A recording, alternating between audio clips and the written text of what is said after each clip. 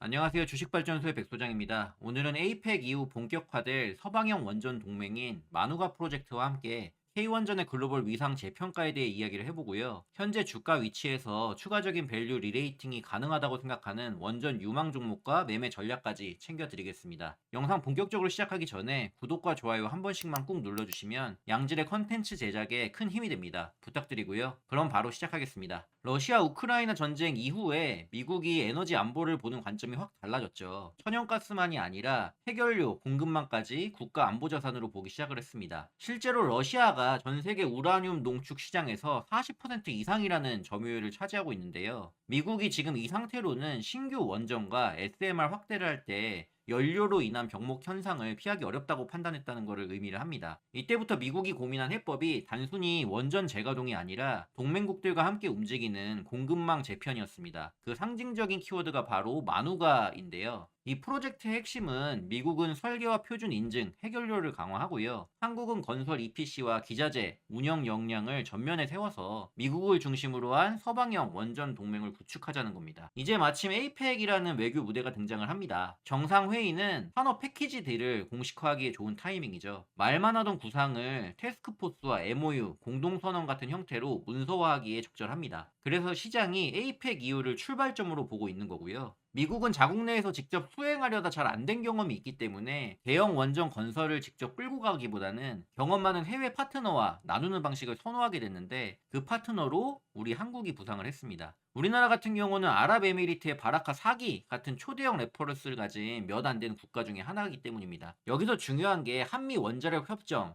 이른바 123 협정인데요. 한국은 전통적으로 상업적 재처리와 자체 농축에 제약이 좀 있었기 때문에 해외 원전 수출 시 연료 공급에서 폐기물 처리까지 한 패키지로 제한을 하는데 한계가 있었습니다. 미국이 이번에 마누가를 본격화 시키려면은 한국과의 역할 분담을 제도적으로 조정해 주는 게 핵심이 됩니다. 즉, 미국이 우라늄 채굴부터 농축, 해결료를 제조하는 것과 설계와 표준 인증까지 책임을 지고요. 우리나라는 EPC와 기자재, 운영, 정비를 가져가는 역할을 하게 될 거라는 겁니다. 그간 여러 잡음들이 있었지만 올해 들어서 한수원과 웨스팅하우스가 글로벌 합의로 큰 틀에서 매듭 지으면서 같이 가자는 시그널이 커졌습니다. 이걸 굴욕 외교니 하면서 안 좋게 보시는 분들도 계신데 저는 우리 원전 업계가 글로벌로 나아갈 수 있는 길이 드디어 제대로 열리고 있다고 봅니다. 설계 표준을 가진 웨스팅하우스와 시공 기자재가 강점인 한국이 함께 프로젝트별 공동 수주 체제로 가보자는 길이 열린 겁니다. 최근 현대건설이 미국에서 원전 4기 규모의 기본 설계 계약을 따낸 것도 마누가 프로젝트의 그림과 들어맞는데요. 기본 설계 계약은 본격 공사 전 단계지만 누가 앞단에 앉느냐가 이후 EPC, 조달, 공정 관리까지 자연스럽게 연결되는 만큼 상징성과 실익이 큽니다. 한국의 시공력, 프로젝트 관리 능력이 미국 본토로 들어가는 통로가 열린 셈인데요. 동시에 AI 데이터 센터의 전력 수요가 폭발적으로 커지면서 텍사스를 중심으로 한 원전, 가스, 재생, 저장을 묶는 AI 그리드라는 구상의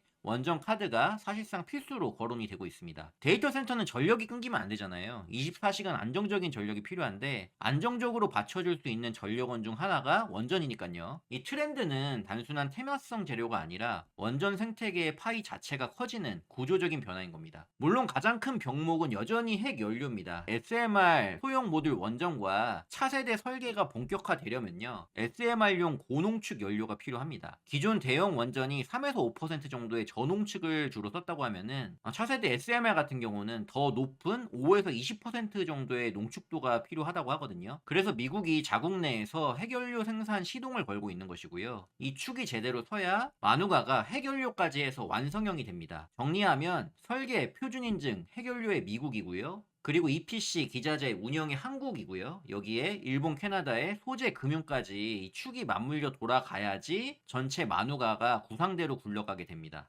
자, 마누가 프로젝트가 어떤 건지는 이제 다 감이 오셨으리라 생각을 하고요. 원전주들의 힘을 더 실어줄 수 있는 포인트들 3가지를 정리해 드리도록 하겠습니다. 자, 첫 번째는 곧 있을 에이펙 이후에 실제로 공동 선언이나 태스크포스 출범, MOU 등이 어느 수준까지 문서화되는지이고요. 두 번째로는 26년 상반기에 텍사스 AI 그리드에서 우리나라 기업들의 역할과 물량이 어떻게 확정되는지를 봐야 됩니다. 세 번째는 내년 상반기 이후에 웨스팅하우스와 한수원의 공동수주 신규 발표가 북미나 서유럽에서 가시화되는지 체크를 해봐야 됩니다.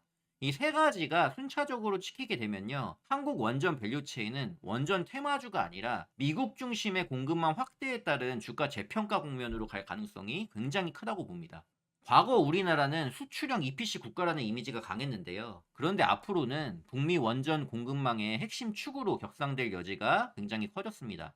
중동과 동남아에서는 한국이 전면에 서고요. 북미와 서유럽에서는 웨스팅하우스가 전면에 서되 한국이 동반자로 들어가게 되고, 동유럽과 인도, 중남미 쪽에서는 프로젝트별로 공동 참여하는 그림이 될 수 있기 때문에 여기서 주기기의 두산 에너빌리티, 설계와 엔지니어링의 한정기술, EPC의 현대건설과 삼성물산, 터빈 보일러 등 보조기기 쪽으로의 BHI, 운영 정비를 맡고 있는 한정 KPS, 이렇게 이어지는 수직 통합형 구조가 완성된 국내 밸류체인 전체가 분업 속에서 자리를 잡을 수 있습니다. 자, 마지막으로 국내 원전 기업 중에서 제가 주목하고 있는 유망 종목들을 좀 말씀드릴까 합니다. 저는 총 4개 정도의 종목들을 보고 있는데요. 첫 번째는 두산 에너빌리티입니다. 강점은 원자로 용기, 증기 발생기, 터빈 등 주기기 풀라인업을 갖추고 있다는 거고, 레퍼런스 갖고 있고요. 국내 대형 원전의 표준 사양 대응 능력을 갖추고 있습니다. 마누가 체제에서 미국과 유럽 프로젝트에서 주기기 납품을 통해서 수주가 확대가 될 수 있습니다. 두 번째로는 현대건설인데요. EPC 시공 리더십을 갖추고 있고, 기본 설계부터 EPC 전환까지 한 번에 가져가는 신행력이 있는 기업이죠. 해외 대형 원전 시공 레퍼런스를 가지고 있고요. 운영 역량도 갖추고 있습니다. 미국 본토 진입이라는 레퍼런스와 하이브리드 AI 전력 프로젝트 진입으로 수주 파이프라인의 체질 개선이 이루어지고 있다고 봅니다. 세 번째로 BHI인데요. 터빈, 보일러, 밸브, 덕트 등의 핵심 보조기기를 좀 하고 있고, 원전과 화력, 신재생 에너지 전반의 모듈과 부품 표준화 경험과 그리고 납품 트랙 레코드를 가지고 있는데요. 대형 원전과 SMR 혼합 수주 사이클에서 묶음 발주 증가로 수주 매출을 기대를 해볼 수 있습니다. 마지막으로 한전기술인데요. 원자로 개통이나 안전, 배관, 전기 계측 등의 엔지니어링과 설계 핵심 역량을 가지고 있고요. 인허가 대응이라든지 표준 설계 업데이트와 현지화에 강점이 있습니다. 웨스팅하우스 등과의 설계 분업 체계가 굳어질수록 지속적인 설계와 검증, 매출 파이프라인이 강화될 수 있는 점을 주목하시면 됩니다. 각각 종목들 차트를 좀 보게 되면요. 두산 에너빌리티랑 현대건설은 제가 영상을 통해서 사실은 얘기를 좀 해드렸어요. 11일 전, 12일 전 이미 얘기를 해드려서 조회수가 초반이라 많이 나오진 않았는데 여기 관련돼서 얘기를 좀 했고요. 두산 에너빌리티 같은 경우는 8만 원대부터 추가적으로 더 갈 수 있다라고 영상 찍을 때부터 10월 14일 정도인데 그때부터 좀 얘기를 드렸습니다. 추가적으로 더 갈 수 있는 국면이 있어서 이 종목은 에이펙 회담에 맞춰가지고 같이 좀 추가적으로 올라갈 수 있는 부분이 있고, 오늘도 지금 오르고 있어서 요거 보유하신 분들 기준으로 좀 보시는 게 일단은 좋겠죠. 갖고 계신 분들은 추가 상방을 더 보시라는 얘기를 좀 드리고 싶고요. 현대건설 같은 경우도 제가 요 6만 원 눌리는 구간대에서 이 눌림목 공략해 보셔야 된다, 이거 해봐야 된다라고 좀 얘기를 드렸어요. 요 자세한 내용 같은 경우는 영상을 한번 요 영상이거든요. 한번 보시면 좋을 것 같은데, 자, 아무튼 지금 국면에서도 최근 이 북미 계약 소식 때문에 뿅 하고 올라오긴 했는데 추가적인 상방 가능성 전 충분히 있다고 봐요. 이 종목은 지금 국면에서는 7만 원대 지지력 받으면은 추가 더 갈 수 있다고 보거든요. 그래서 지금 7만 원대 왔다 갔다 하고 있는데 지금 접근도 분할 매수 접근으로는 유효하다고 봅니다. 만약에 좀 흔들리더라도 6만 5천 원, 6만 원까지 모아가는 전략을 택한다고 하시면은 괜찮게 보고요. 결과적으로는 긴 호흡으로 봤을 때 이 종목도 추가적인 고점 그 이상으로 갈 수 있는 종목이라고 보고 있어요. 참고하시고, BHI 같은 경우는 추세 잘 따라가는 종목 중에 하나입니다. 역시나 이제 원전 주도주 흐름이 이어지고 있는 원전 흐름이지 않습니까? 이 흐름 중에서도 대장주로 가고 있는 흐름을 보여주고 있는 게 두산에너빌리티 그리고 현대건설, BHI 이런 종목이라고 보는데, 이 종목 같은 경우는 지금 눌림목 공략이 가능한 구간이라고 봐요. 오늘 요 기대감 때문인지 몰라도 좀 올라오긴 했는데요.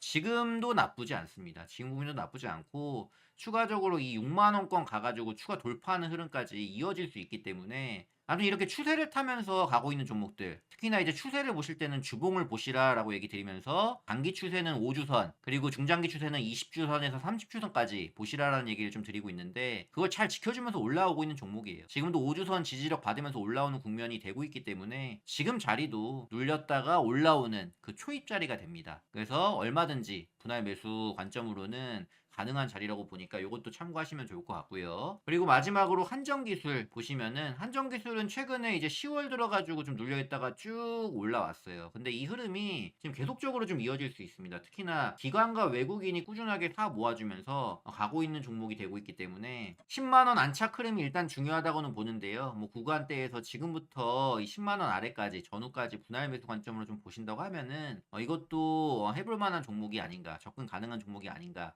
이렇게 보니까 매매 전략에 참고들 하시면서 각 기업들의 행보와 주가 함께 추적하시면 좋을 것 같습니다. 자, 마누가를 통해서 연료, 설계, 시공, 운영까지 체인 전체가 재편되는 과정 속에서 우리 기업들이 더 이상 글로벌 원전 하청이 아니라 핵심 공급자의 위치로 올라서는 변화를 맞이할 수가 있습니다. 핵연료를 포함한 원전 공급망의 중요성이 AI 시대를 맞아서 커지게 되면서 미국은 동맹과의 분업으로 해법을 찾고 있고요. 한국의 원전 수행 능력이 체계적으로 결합되기 시작하고 있습니다. 분쟁 해소와 함께 초기 수주 신호가 이미 나오고 있는 게 그 증거라고 할 수 있고요. 여기에 AI 전력 수요라는 초대형 수요가 기다리고 있습니다. 에이펙 이후에 이 분업 구조가 문서화되고요. 텍사스 AI 그리드의 후속 소식과 웨스팅하우스와 한수원의 공동 수주 발표가 증거로 계속 쌓이게 되면은 뭐 이 이야기는 잠깐 부는 테마 열풍이 아니라 AI 메가 트렌드 속에서 주도 흐름이 될 거라고 저는 확신합니다. 국내 원전의 밸류 체인의 체급은 더 오를 수 있습니다. 지금부터는 이 관점으로 보시면 굉장히 좋을 것 같아요. 자, 오늘 준비한 내용은 여기까지입니다. 영상 유익하게 보셨다면은 구독과 좋아요 한 번씩만 눌러주시기 바라겠고요. 저는 다음 영상에서 더 유익한 정보와 소식으로 찾아뵙도록 하겠습니다. 모두 듣느라 수고 많으셨습니다.